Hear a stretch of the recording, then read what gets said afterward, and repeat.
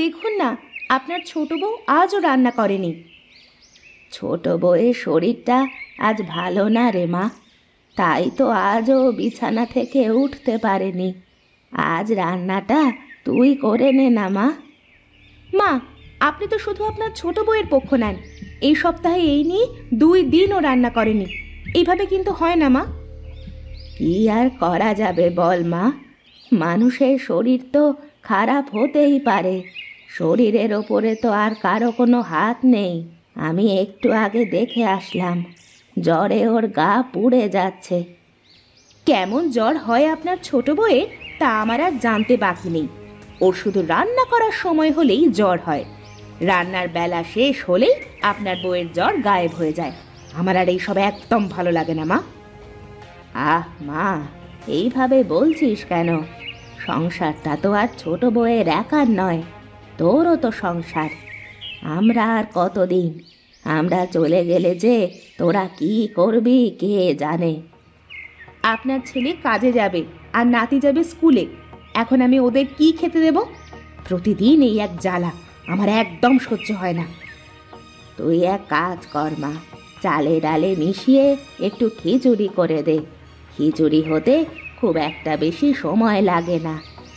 তাই করতে হবে, তাছাড়া আর কি আমার কোনো উপায় আছে নাকি?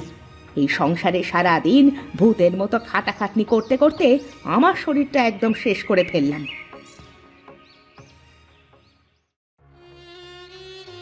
এই নাও গিন্নি, ওষুধ দুটো খেয়ে নাও দেখি। জ্বরে তো তোমার গা একদম পুড়ে যাচ্ছে। না গো, আমার ওষুধ খাওয়া লাগবে না। সরো দেখি, আমাকে রান্না করতে যেতে হবে, অনেক বেলা হয়ে গেছে।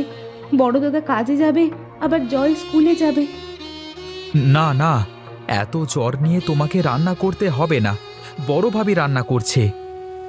আজ তো আমার রান্না করার দিন, ভাবি কেন গেলেন রান্না করতে? আমি যাচ্ছি রান্না করতে। মা হয়তো বলেছে যে তোমার অনেক জ্বর, তাই ভাবি গেছেন রান্না করতে।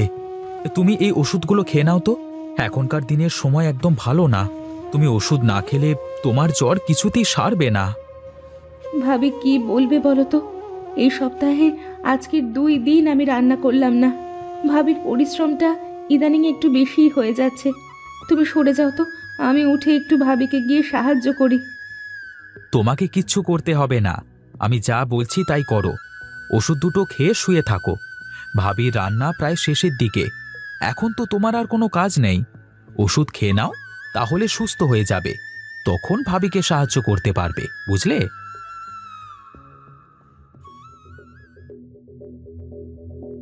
তোমার কি এই সব চোখে পড়ে না? এই সংসারটা কি আমার একার? এই সপ্তাহে এই নিয়ে 2 দিন পর পর তোমার ছোট ভাইয়ের বউ রান্না করেনি। আমি এত খাটতে পারবো না, এই বলে দিলুম। আহ, তুমি এমন করো কেন?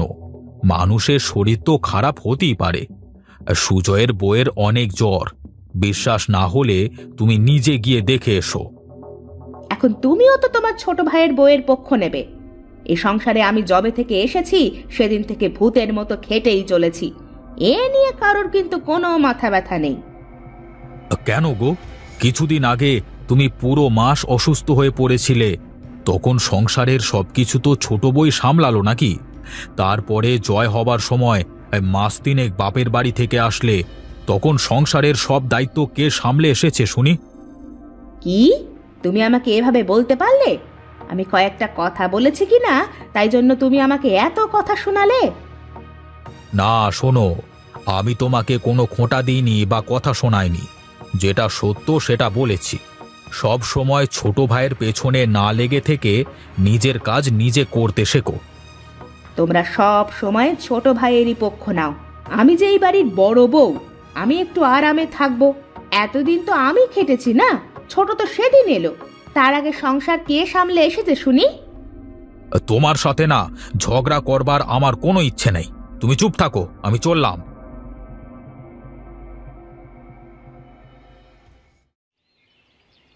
আমি তো কিছুই বুঝতে পারছি না।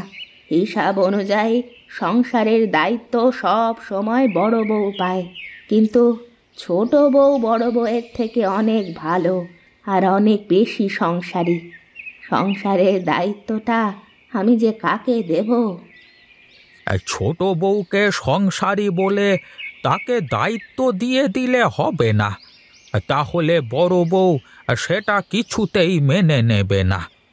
ছোট বউকে দায়িত্ব দিতে হলে বড় বউকে এটা বুঝিয়ে দিতে হবে যে ছোট বউ বড় বউয়ের থেকে বেশি সংসারী, বুঝলে? কিন্তু বড় বউ যা মানুষ, তাতে কি সে মানবে যে সে ছোট বউ তার থেকে বেশি সংসারী মেয়ে? আমার কাছে একটা উপায় আছে। আমাদের দুই বউয়ের যোগ্যতা প্রমাণ করতে হবে। তাদের মাঝে একটা একটা প্রতিযোগিতা করাতে হবে। তাহলে আমাদের সমস্যা সমাধান হয়ে যাবে। কিন্তু কি প্রতিযোগিতা করাবে বলো তো? আমাদের দুই বউকে দিয়ে চাষ করাবো। যে বেশি সফলতা আনতে পারবে সেই হবে বিজয়ী। তুমি কি পাগল হয়ে গেছো নাকি? বউদের দিয়ে কারা চাষ করায়? আরে তুমি থামো, আমার কথাটাকে আগে শেষ করতে দাও। আমি বউয়েদের বাড়িতে চাষ করাবো। তোমার যে বড় জাংলা আছে ওই জাংলাতেই চাষ করাবো আমি। তাহলে তো ভালোই হবে বলো। কেউ আর আমাদের দিয়ে কোনো অভিযোগ করতে পারবে না। আর আমরা এই পরিবারের জন্যে যোগ্য গিন্নি পেয়ে যাব। তাহলে রাতে আমাদের দুই বউকে আর দুই ছেলেকে ডেকে কথা বলতে হবে, কি বলো? আচ্ছা, ঠিক আছে, তবে তাই হবে। এখন চলো দেখি, ঘরে গিয়ে খেয়ে দে শোবো। হ্যাঁ, তাই চলো, তাই যাই।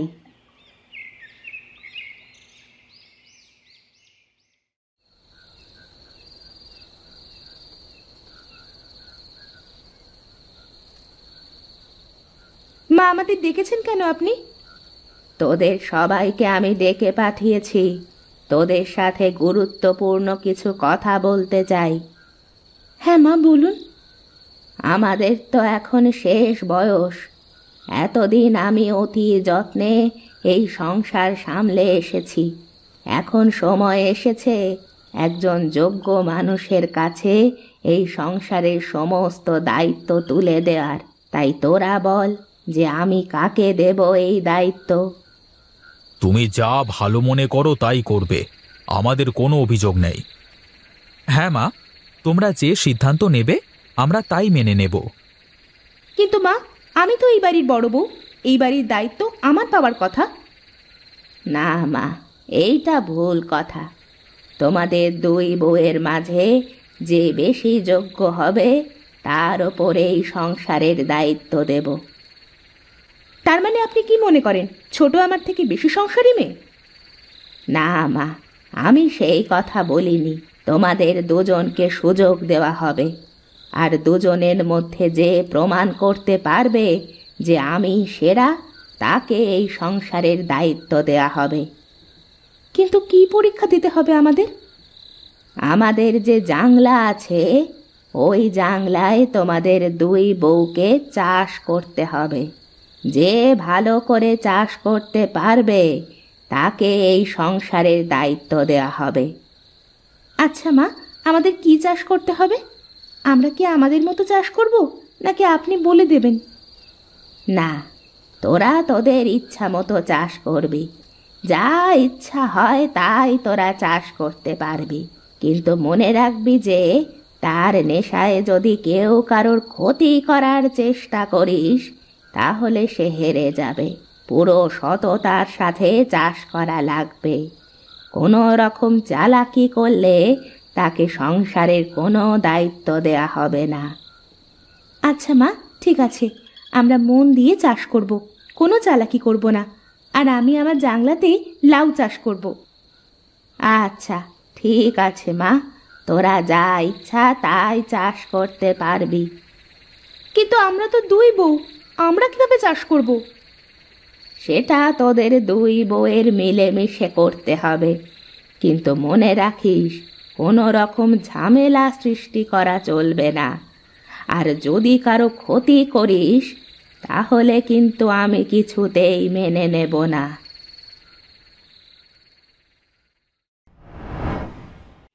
তোরা অনেক ভালো কাজ করেছিস বৌমা। এখন তো আমাকে চিন্তায় ফেলে দিয়েছিস তোরা। এখন তো বোঝাই দায় যে তোরা কে ভালো চাষ করেছিস। আমি মিষ্টি কুমড়ো চাষ করেছি মা। দেখুন আমার গাছে কত বড় বড় মিষ্টি কুমড়ো ধরেছে। আমার মনে হয় বাজারে এই কুমড়ো বিক্রি করলে ছোটুর থেকে আমি টাকা বেশি পাবো। সেটা তো তুমি পেতেই পারো, কিন্তু তোমার কুমড়ো গাছে তো আর কোনো কুমড়ো ধরবে না। কিন্তু মিতালির লাউ আছে, এখনো পর পর 2টা সাজ আসবে। আরও যদি ওর গাছে যত্ন নেয় তাহলে নিশ্চয়ই মিতালি জিতে যাবে। এই মহেশ, সুজয়, যা তোরা যে যার বউয়ের সবজি কেটে নিয়ে বাজারে গিয়ে বিক্রি করে আয়। আমি এখনই যাচ্ছি মা। আমিও যাচ্ছি মা।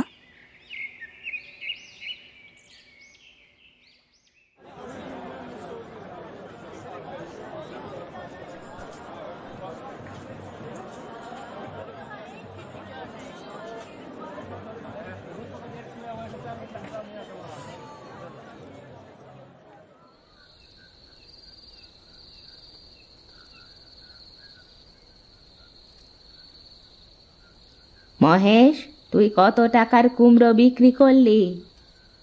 আমি 2000 টাকার কুমড়ো বিক্রি করেছি মা। আর সুজয় তুই? আমি 1800 টাকার লাউ বিক্রি করেছি মা, কিন্তু সামনের সপ্তাহে আমি আবারও অনেক টাকা লাউ বিক্রি করতে পারবো মা। তাহলে তো আমাদের ছোট বৌমা জিতে গেল। এসো ছোট বৌমা, আমাদের ঘরের চাবির গোছটা নাও। না মা, আমি চাবির গোছাটা নিতে পারবো না। এটার উপরে শুধু বড় ভাবির অধিকার আছে। আপনি চাবিটা বড় ভাবির হাতে তুলে দিন। কিন্তু আমাদের শর্ত মতে জিতেছিস তো তুই মা।